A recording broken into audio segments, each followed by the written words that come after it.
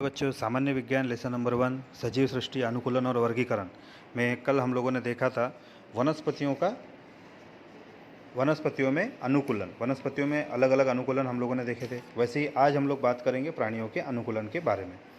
तो बच्चों, प्राणियों की यदि हम बात करें तो हमारे आसपास कई प्रकार के प्राणी आप लोगों ने देखे होंगे, है ना। जैसे मछलियों की बात करें तो मछली का आकार आप लोगों को पता है, या वो ऐसे प्राणी आप लोगों को पता है जो ज़मीन के अंदर, पानी के अंदर रहते हैं। कुछ ऐसे वनस्पतियाँ जो सिर्फ ज़मीन पर रहते हैं, कुछ ऐसे प्राणी जो सिर्फ ज़मीन पर रहते हैं, जैसे कुत्ता, बिल्ली, है ना, ऊँट। ये सभी ऐसे प्राणी हैं हमारे आसपास जो, या बकरी वगैरह बोलो, या गाय, बैल, है ना। ये सभी हम लोगों को ज़मीन के ऊपर चलते हुए दिखाई देते हैं। वैसे ही आप लोगों ने आसमान में उड़ते हुए पक्षियों को भी देखा होगा। ये सभी पक्षियों के अंदर, ज़मीन पर रहने वाले प्राणियों के अंदर, या पानी में रहने वाले प्राणियों के अंदर कुछ ना कुछ अलग अलग आप लोगों ने विविधताएं देखी होगी। इन सभी विविधताओं को हम लोग अब एक एक करके समझेंगे। प्राणियों का जो अनुकूलन है, हम सबसे पहले उनके परिसर के अनुसार समझेंगे। तो सबसे पहले बात करेंगे हम लोग वनाच्छादित या घास वाले प्रदेश में रहने वाले प्राणियों के अनुकूलन के बारे में। मतलब ऐसे प्राणी जो वन में या घास वाले प्रदेश में रहते हैं, मतलब adaptation in forest and grassland animals. अब जंगली कुत्ते, लोमड़ी, शेर, सिंह जैसे मांसाहारी प्राणी, ये जनरली या सामान्यतः हम लोग बोल सकते हैं कि केवल जंगल में प्राप्त पाए जाते हैं। इन प्राणियों के नुकीले रदनक होते हैं। वैसे ही इनके जो दांत है, इनमें भी एक विशेषता पाई जाती है। शेर के पैरों के तलवे गद्दीदार होते हैं, जिसके कारण आहट भक्षक को नहीं होती और वो सरलता से अपने भक्षक को पकड़ लेता है। भक्षक मतलब शेर जिसका शिकार करने के लिए जा रहा है उसे, जिसको हम प्रे भी कहा जाता है इंग्लिश में। मांसाहारी प्राणियों की जो आंखें होती है, उनकी आंखों का स्थान शरीर के बाहरी और सामने होता है, इसलिए उन्हें दूर पर स्थित अपना जो प्रे है वो, या अपना जो भक्ष्य है वो नज़र आ सकता है। वैसे ही बच्चों, जंगल में कुछ शाकाहारी प्राणी भी पाए जाते हैं। शाकाहारी प्राणियों की जो आंखों का स्थान है वो कपाल के नीचे या बगल में होता है। इस कारण उन्हें बहुत बड़ा परिवेश दिखाई देता है और शत्रु से बचने का अवसर भी उनको प्राप्त होता है। शाकाहारी प्राणियों के पैर संकरे और पतले होते हैं, जिस कारण वो आसानी से छलांग लगाकर तेजी से दौड़ सकते हैं और अपने आप को बचा सकते हैं। ऐसे प्राणियों के हिलने वाले लंबे कान दूर से आने वाली आवाज़ को भी सुन सकते हैं, जैसे हिरन, सांभर। इनके आप लोगों ने देखे होंगे कान कैसे होते हैं। ये कान अपने हिलाकर दूर की आवाज़ को सुनने का या उसको समझने की कोशिश करते हैं।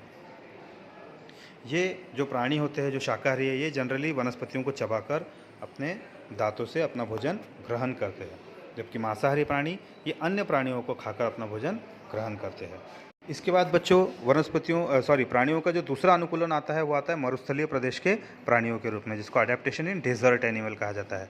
अब डेजर्ट मतलब मरुस्थल के अंदर ऐसे ही प्राणी रहेंगे जो कम पानी के अंदर अपने आप को सर्वाइव कर सकते हैं, क्योंकि यहाँ पर गर्मी भी बहुत होती है, लू भी काफ़ी चलती है और यहाँ पर पानी भी एकदम कम होता है। मरुस्थलीय प्रदेश में पानी की अत्यंत अभाव होता है। शरीर में पानी बनाए रखने के लिए वहाँ रहने वाले प्राणियों की त्वचा मोटी होती है। लंबे पैर और तलवे गद्दीदार और चौड़े होते हैं। नाक की त्वचा की संरक्षक मोड़ होता है। पलकें लंबी और मोटी होती है। मरुस्थलीय प्रदेश के उदाहरण यदि हम लोग देखें तो इसमें चूहा, सांप, मकड़ियाँ, गिरगिट जैसे प्राणी, क्योंकि ये गहरे बिल में जाकर अपने आप को छुपा सकते हैं, रह सकते हैं। जैसे आप लोगों ने ऊँट देखा होगा। अब ऊँट ही मरुस्थलीय प्रदेश में क्यों सर्वाइव कर सकता है? क्योंकि ऊँट की जो पैर होते हैं वो ऊँट काफ़ी ऊंचा होता है। उसके पैर जो है उसके बीच में से यदि वहाँ पर लू चल भी रही है तो वो अपने आप को वहाँ से बचा सकता है। अपने पैर ऊंचे होने के कारण वो खुद की रक्षा कर सकता है। ऊँट एक बार पानी पीने के बाद कई दिनों तक अपने पानी को यूज़ कर सकता है ना। अब ऐसे ही बच्चों कुछ और उदाहरण है, जैसे हिम प्रदेश के प्राणियों में अनुकूलन। अब हिम प्रदेश मतलब बर्फीले प्रदेश में या ठंडे प्रदेश में सिर्फ वही प्राणी रह सकते हैं जिनकी त्वचा की खाल मोटी हो, क्योंकि यहाँ पर ठंडी काफ़ी होती है। तो ऐसे ठंडी में सभी प्रकार के प्राणी सर्वाइव नहीं कर सकते। अब यहाँ पर देखो उदाहरण, याक, ध्रुवीय भालू, सफ़ेद लोमड़ी, पर्वतीय भेड़, है ना, रूपहली लोमड़ी या साइबेरियन कुत्ता, हिम तेंदुआ। इन प्राणियों के और विषुवत-वृत्तीय प्रदेश में रहने वाले प्राणियों के चित्र आपको यहाँ पर सामने दिखाई दे रहे हैं। हिम प्रदेश में रहने वाले जो प्राणी होते हैं उनकी त्वचा पर लंबे बाल होते हैं, फर होते हैं। इन बालों के कारण वो ठंडी में अपने आप की रक्षा कर सकते हैं। अब बच्चों, इसके बाद हम समझेंगे वायवीय प्राणी में अनुकूलन, मतलब अडेप्टेशन इन एरियल एनिमल्स, मतलब ऐसे प्राणी जो हवा में रहते हैं या वायवीय प्राणी। पक्षियाँ, सीधा सीधे शब्दों में यदि कहा जाए तो पक्षियों का शरीर दोनों तरफ से स्पाइंडल शेप होता है। इस कारण उड़ते उड़ते समय वो हवा का अवरोध नहीं होता, मतलब उड़ते समय वो हवा को क्रॉस करके आसानी से उड़ सकते हैं। इनके शरीर पर परों का आवरण होता है।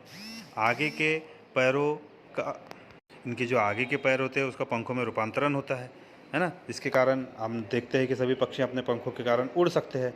इनके सामने के 2 पैर नहीं, इनको केवल 2 पैर जो पीछे के रहते हैं वो इसके कारण वो ज़मीन पर अपने आप को रख सकते हैं, लेकिन इनके जो सामने के 2 पैर है उसका परिवर्तन इनके विंग्स में, या इनको हम लोग बोल सकते हैं इनके पंखों में हो चुका है। इनकी खोखली हड्डियों से बने शरीर के कारण ये आसानी से हवा में उड़ सकते हैं।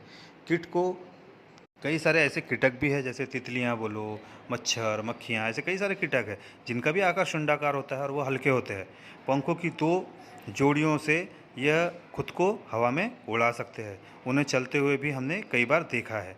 अब यदि और भी कुछ उदाहरण दे तो चमगादड़, ये भी एक ऐसा प्राणी है जो अपने अगले पैरों में की उंगलियों में पर्दे होने के कारण वह आसानी से उड़ सकता है। तो बच्चों, यहाँ पर हम लोगों ने कुछ ऐसे उदाहरण देखे, ऐसे प्राणी जो हवा में उड़ सकते हैं। हवा में उड़ने वाले प्राणियों की विशेषता यह है कि इनकी हड्डियाँ जो है वो खोखली होती है।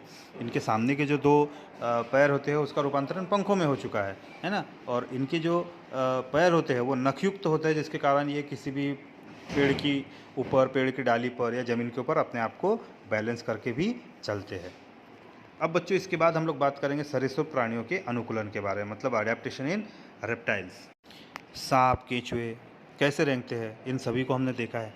रेंगते समय वे किन अंगों का उपयोग करते हैं, इन अंगों का निर्माण कैसे हुआ होगा, ये तो इन प्राणियों ने जैसे अपने वनस्पतियों के अंदर हम लोगों ने देखा था कि इन्होंने अपने आप को अनुकूलन किया है, वैसे ही कुछ प्राणी ऐसे हैं जैसे छिपकली, गिरगिट, मगरमच्छ। इन प्राणियों ने सरीसृप होने के लिए अपने आप के शरीर का इस प्रकार से अनुकूलन किया हुआ है। ये प्राणियों की पेशियों का विशिष्ट प्रकार से उपयोग करते हैं और रेंगते हैं। इसी के अनुसार उसकी त्वचा, पंजे और विशिष्ट रंग में अनुकूलन हो जाता है। जैसे छिपकली और गोह के पंजे नखयुक्त एवं पतले होते हैं। सांप की त्वचा शल्क वाली होती है। तो ये सभी परिवर्तन इनमें इनके वातावरण के कारण हुआ है। बच्चों, यदि हम लोग आप लोगों ने गिरगिट भी देखा होगा, तो गिरगिट भी अपना रूप परिवर्तित कर सकता है। यह आप लोगों ने देखा है कि गिरगिट सिर्फ क्यों अपना रंग परिवर्तन करता है, ताकि वह जब अपने भक्ष्य के पास जाए या अपने प्रे के पास में जाए तो प्रे उसको आसानी से पहचान न सके और वो आसानी से उस तक पहुंच जाए। इस कारण वो अपने शरीर में परिवर्तन करता है और बाद में अपने प्रे के ऊपर हमला करता है। तो इस प्रकार बच्चों, प्राणियों के लगभग सभी प्रकार के अनुकूलन हम लोगों ने देख लिया है। अब बच्चों, भोजन ग्रहण करने के लिए प्राणियों में जो अनुकूलन होता है हम लोग उसे समझेंगे, मतलब adaptation for food in animal अपने फूड के लिए किस प्रकार से अनुकूलन करते हैं। तो सबसे पहले बच्चों, हम लोग बात करेंगे कुछ ऐसे प्राणियों के बारे में जो शाकाहारी है। ये सभी शाकाहारी प्राणी वनस्पतियों पर निर्भर होते हैं। ये वनस्पतियों द्वारा अपना भोजन प्राप्त करते हैं, जिसमें उदाहरण हम लोगों ने देखे हैं, जैसे गाय है ना, बकरी, उसके बाद हिरन, सांभर। वैसे ही कुछ ऐसे प्राणी हैं जो अन्य प्राणियों पर निर्भर होते हैं अपने भोजन के लिए, अन्य दूसरे प्राणियों पर निर्भर होता है। इसका उदाहरण है शेर, है ना, बाघ, जंगली कुत्ते, ये इनके उदाहरण हैं। इस आधार पर प्राणियों के लिए भोजन ग्रहण करने के लिए जो प्राणियां हैं वो या तो शाकाहारी होते हैं या मांसाहारी होते हैं। इस प्रकार के 2 भागों में हम लोग इसको वर्गीकरण कर सकते हैं। वैसे बच्चों, मेंढक, सांप, पक्षी, मच्छर, तितली जैसे प्राणी अपना भक्ष्य पकड़ते हैं। इस संबंध में आप लोगों को स्वयं जानकारी प्राप्त करनी है और बाद में इस ग्रुप पर उसको लिखकर शेयर करना है।